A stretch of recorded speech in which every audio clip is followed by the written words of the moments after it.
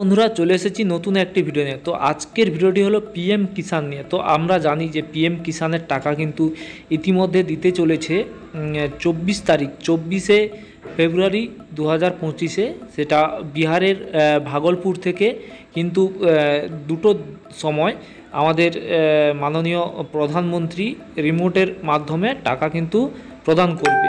তো সেইখানে আনুষ্ঠানিকভাবে হবে তো ব্যাপারটা। তো এবং উনি কিন্তু যেদিন ছাড়বে তারপর থেকে কিন্তু সবার অ্যাকাউন্টে টাকা ঢুকতে পারে। সেটা 2-3 দিন পর ঢুকতে পারে, কারোর 6-7 দিনও সময় লেগে যেতে পারে। ইতিমধ্যে কিন্তু আপনারা জানেন যে সেই যে টাকাটা দেবে 24 তারিখ, তার এসএমএস কিন্তু অনেকের ফোনে চলে আসতেছে। তো না, এসএমএস না এলেও কোনো ভয়ের কারণ নেই, আপনার টাকা কিন্তু ঢুকবে। কিন্তু আমি যেটা বলতে চলেছি যে অনেকের টাকা কিন্তু ঢুকবে না এইবারে পিএম কিষাণের। তো কেন ঢুকবে না, কী জন্য ঢুকবে না, সেটাও আমি বলে দেব। তো অনেকের যাদের ঠিক রয়েছে ঠিক আছে, আপনারা চেক করে নেবেন, এবং যাদের প্রবলেম রয়েছে তারা কিন্তু অবশ্যই ঠিক করার চেষ্টা করবেন, না হলে কিন্তু এবারে টাকা আপনারা পাবেন না। তো আপনারা কিভাবে চেক করবেন, তো সেটা আপনারা প্রথমে পিএম কিষাণ লিখে সার্চ করবেন। সার্চ করার পর এই রকম একটা ওয়েবসাইট আসবে, এই ওয়েবসাইটেও চলে যাবেন, গিয়ে দেখতে পাবেন আপনারা এইরকম একটা পেজ আসবে। পেজ এলে নাও ইউর স্ট্যাটাসে ক্লিক করবেন। ক্লিক করার পর আপনারা যে পিএম কিষাণের যে ওয়েবসাইট রয়েছে, এইখানে আপনাদের রেজিস্টার নাম্বার দিয়ে দেবেন। যদি না মনে থাকে তাহলে এই নাও ইউর রেজিস্টার নাম্বার এইখানে ক্লিক করে মোবাইল নাম্বার বা আধার নাম্বার দিয়ে ওটিপি দিয়ে আপনাদের যে পিএম কিষাণের রেজিস্টার নাম্বারটা বের করে নেবেন। তো তার আগে আমি বলে রাখছি, যদি ডিবিডি লিঙ্ক মানে ব্যাংকের সঙ্গে ডাইরেক্ট আধার যে লিঙ্কটা, সেটা যদি না থাকে তাহলে কিন্তু আপনাদের টাকা ঢুকবে না। সেটা স্পষ্টভাবে, হয়তো আগে আপনার লিঙ্ক ছিল কিন্তু কোনো কারণে অনেকেরই এটাই হচ্ছে, কোনো কারণে ডিসেবল করে দিয়েছে। আধারের সঙ্গে আপনারা চেক করবেন আধার কার্ডের সঙ্গে লিঙ্ক রয়েছে কিনা। তো সেটা কিভাবে চেক করবেন সেটাও আমি বলে দেব। তো আগে এইখানে আমি রেজিস্টার নাম্বার দিয়ে চেক করছি। তো এখানে WB দিয়ে লিখে দিচ্ছি। তো দেখতে পাচ্ছেন আমি কিন্তু রেজিস্টার নাম্বার এবং যে ক্যাপচার বসিয়ে দিয়েছি। গেট ওটিপিতে ক্লিক করব, আমার ফোনে কিন্তু একটি এসএমএস চলে আসবে। তো দেখতে পাচ্ছেন একটা ওটিপি চলে এসছে, সেই ওটিপিটা আমি বসিয়ে নেব। তো ওটিপিটা বসিয়ে নেওয়ার পর গো ডিটেলসে ক্লিক করলে দেখতে পাবো কি আমার পুরো ডিটেলস চলে আসবে। তো দেখতে পাচ্ছেন পুরো ডিটেলস চলে এসছে। তো এইখানে দেখতে পাবো ইয়েস অ্যাপ্রুভাল স্টেট। তো তার ওপরে দেখতে পাবেন এলিজিবল স্ট্যাটাস। এইখানে ক্লিক করলে দেখতে পাবো যে সবগুলো কিন্তু ইয়েস ইয়েস রয়েছে। তো এখানে ইকেআইসি স্ট্যাটাস বা এখানে যে আধার ব্যাঙ্ক অ্যাকাউন্ট সেন্ডিং স্ট্যাটাসে এইখানে ইয়েস আছে। অনেকের কারোর যদি নো হয়ে যায় তাহলে কিন্তু আপনারা অবশ্যই চেক করে নেবেন।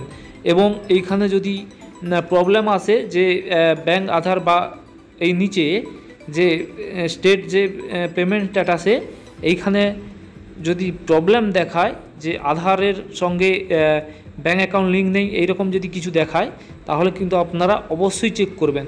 তো চেক করার জন্য আপনারা কি করবেন, এইখানে ক্লিক করতে পারেন, না হলে আপনি কিন্তু যে ডাইরেক্ট যে আধারের ওয়েবসাইট রয়েছে সেখান থেকেও আপনি চেক করে নিতে পারেন। তো আপনি কি করবেন, প্রথমে এই যে অলরেডি সেন্ডিং এই যে ক্লিক হার রয়েছে, এইখানে ক্লিক করে আধার লিঙ্ক আছে কিনা চেক করতে পারেন। তো এইখানে ক্লিক করলে দেখতে পাবো যে ডাইরেক্ট আধারের যে ওয়েবসাইট রয়েছে সেই ওয়েবসাইটে চলে আসবে, এই রকম একটা পেজে চলে আসবে। না হলে আপনারা যে কোনো ব্রাউজারে UIDAI লিখে সার্চ করলে দেখতে পাবেন এইরকম একটা পেজ আসবে। এলেই দেখতে পাবেন আমি ইংলিশ করে দিচ্ছি এইখানে। তো এই দুটো পদ্ধতিতে কিন্তু চলে আসতে পারবেন, ঠিক একই পেজে কিন্তু চলে আসবেন। আধারের যে UID লেখার পর যে কোনো অপশানে ক্লিক করবেন, সেইখানে আধার স্ট্যাটাস সেটিং বা তো যে কোনো ওইখানে অনেক অপশান রয়েছে, যে কোনো আধারের অপশানে ক্লিক করবেন। তারপরে এইরকম একটা পেজ চলে আসবে। তো পেজ চলে এলে লগ ইনে ক্লিক করবে। তো আপনারা মনে রাখবেন অবশ্যই যে আপনাদের আধারের সঙ্গে কিন্তু মোবাইল নাম্বার লিঙ্ক থাকতে হবে, না হলে কিন্তু হবে না। কারণ একটি ওটিপি আসবে, ওটিপি দিয়ে চেক করতে পারবেন। তো এইখানে আধার নাম্বার এবং ক্যাপচার বসিয়ে লগ ইন টু ওটিপিতে আমি ক্লিক করে নেব। তো আমি আধার নাম্বার বসিয়ে কিন্তু ক্যাপচার বসিয়ে দিয়েছি, এবারটা ওটিপি সেন্ড করব। তো দেখতে পাচ্ছেন ওটিপিও চলে গেছে। তো ওটিপিটা বসিয়ে দেব। ওটিপি বসিয়ে দিয়েছি, এবারটা লগ ইনে ক্লিক করব।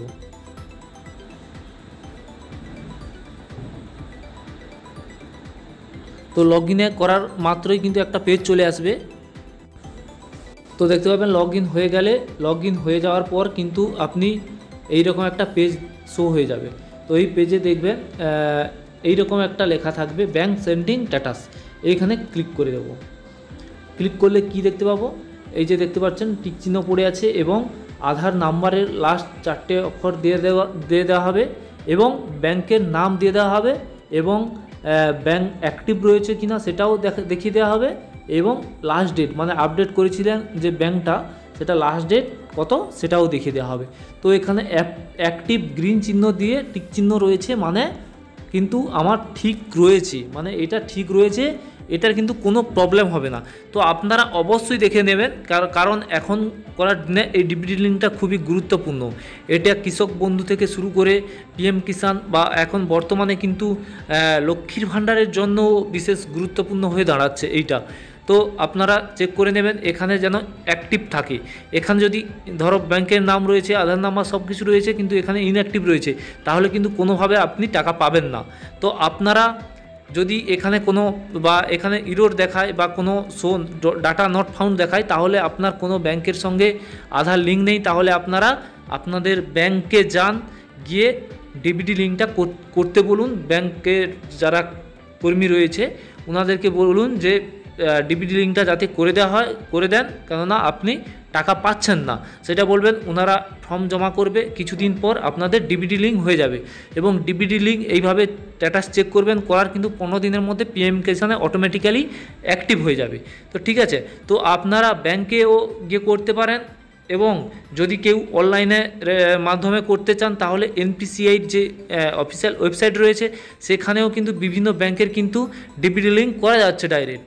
আপনি মোবাইল থেকে ওটিপি দিয়ে করতে পারেন, কিন্তু সেটা সব ব্যাংকে হচ্ছে না, কিছু কিছু ব্যাংকে হচ্ছে। আপনারা চেক করে দেখে নিতে পারেন। আর যদি না পারেন তাহলে আমাকে অবশ্যই কমেন্ট করে জানাবেন, আমি কিন্তু পরের ভিডিওতে ওইটা নিয়ে বলে দেবো যে কিভাবে করতে হয়। তো আজকের ভিডিও এই পর্যন্ত, পরের ভিডিওতে আবার দেখা হবে। ভিডিওটি ভালো লাগলে লাইক কমেন্ট করবেন এবং চ্যানেলটিকে সাবস্ক্রাইব করে রাখবেন।